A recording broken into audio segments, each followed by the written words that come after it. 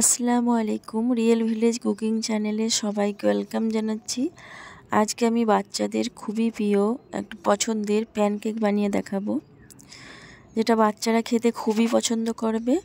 Skip না করে পুরো ভিডিওটা দেখতে থাকুন। আমি এখানে একটা বোল নিয়ে নিয়েছি, এখানে নিয়ে নিচ্ছি একটা ডিম। এবার ডিমের মধ্যে আমি দিয়ে দেব সামান্য পরিমাণে লবণ,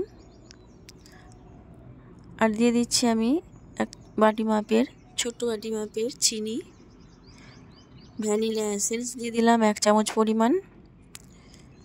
মধু দিয়ে দিচ্ছি 2 টেবিল চামচের মতো।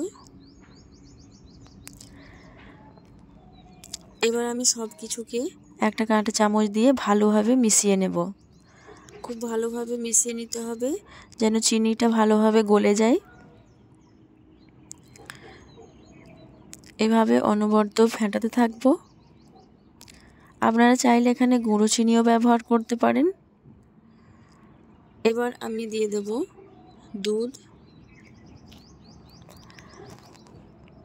দুধটা দিয়ে আমি খুব ভালোভাবে আবারও মিশিয়ে নিচ্ছি। আমি ঠিক একই বাটি, ছোট্ট বাটি পরিমাণে 1 বাটি পরিমাণে দুধ নিয়ে নিয়েছি। সব কিছু ভালোভাবে মেশানো হয়ে গেলে আমি এখানে দিয়ে দিচ্ছি গমের আটা। আপনারা চাইলে ময়দা দিয়েও বানাতে পারেন। আমি এখানে গমের আটা নিয়ে নিলাম। 1 বাটি পরিমাণে গমের আটা দিয়েছি। সব কিছুকে আবারও ভালোভাবে মিশিয়ে নিতে হবে।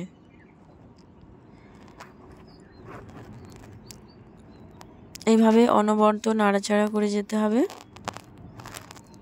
এবার দিয়ে দিচ্ছি বেকিং সোডা, দিয়ে দেবো বেকিং পাউডার 1/2 চামচ পরিমাণে, বেকিং সোডা 1 চামচ পরিমাণে দিয়ে দিলাম বেকিং পাউডার।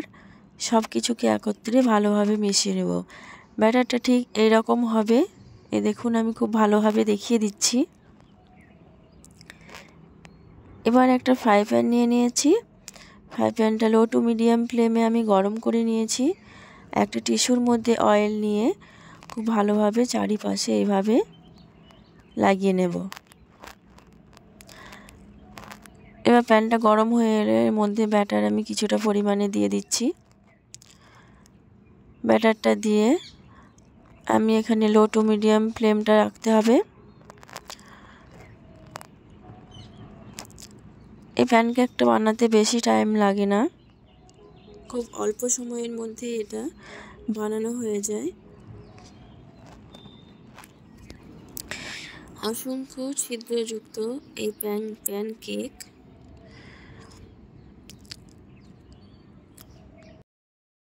মাত্র 1.5 মিনিটের মধ্যে এটাকে উল্টে দিতে হবে, না হলে এটা পুড়ে যেতে পারে। এই প্যানকেক খেতে খুবই মজার হয়, বাচ্চারা তো খুবই পছন্দ করে। আপনারা খুব সহজেই এটা বানিয়ে নিতে পারবেন আর বাচ্চাদের মন খুশি করে দিতে পারবেন। এবার এক সাইডটা হয়ে গেলে আমি অপর সাইডটা উল্টে দিচ্ছি। এই দেখুন খুব সুন্দরভাবে এক সাইডটা হয়ে গেছে, অপর সাইডটাও খুব ভালোভাবে হয়ে গেছে। এবার এটাকে আমি তুলে নিচ্ছি। ঠিক একইভাবে অয়েল ব্রাশ করে আবারও কিছুটা পরিমাণে দিয়ে দেব। কিছুটা পরিমাণ দিয়ে ঠিক একইভাবে কিছুক্ষণ রেখে উল্টে দেব।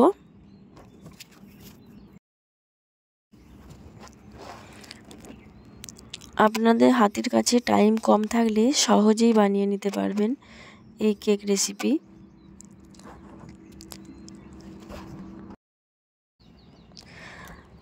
হাতে টাইম কম থাকলে স্কুল টাইম বা অফিস টাইমে এই কেক বানিয়ে নিতে পারবেন। ঘরে থাকা সামান্য উপকরণ দিয়ে সহজেই বানিয়ে নেওয়া যাবে। এটাও এবার এক সাইডটা হয়ে গেলে অপর সাইডটা উল্টে দেবো। মাত্র 1 থেকে 1.5 মিনিটের মধ্যে এই প্যানকেকটা রেডি হয়ে যায়। এবার আমি অপর সাইডটা উল্টে দেব।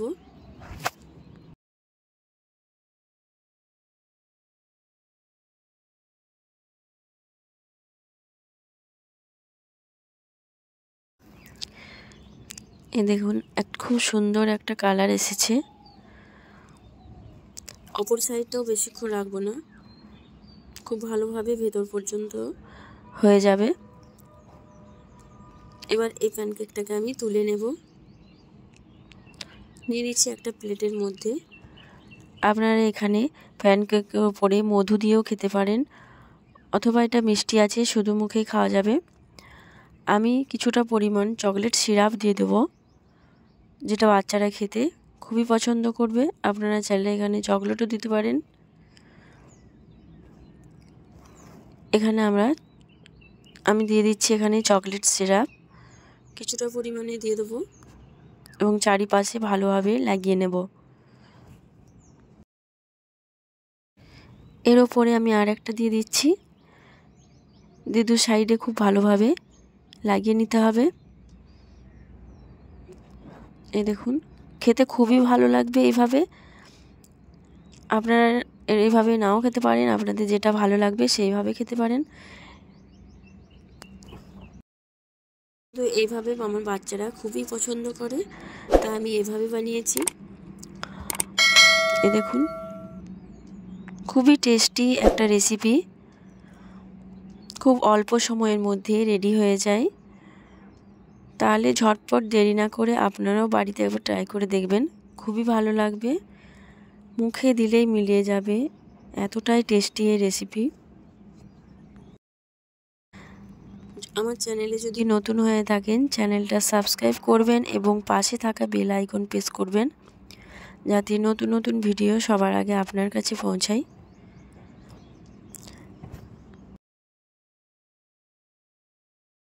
তাহলে দেখলেন তো, ঘরে থাকা সামান্য উপকরণ দিয়ে কতগুলো প্যানকেক রেসিপি বানিয়ে নেওয়া যায়।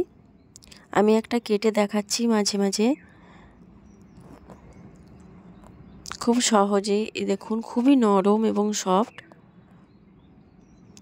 খুবই ইয়ামি একটা রেসিপি, দেখেই বুঝতে পারছেন।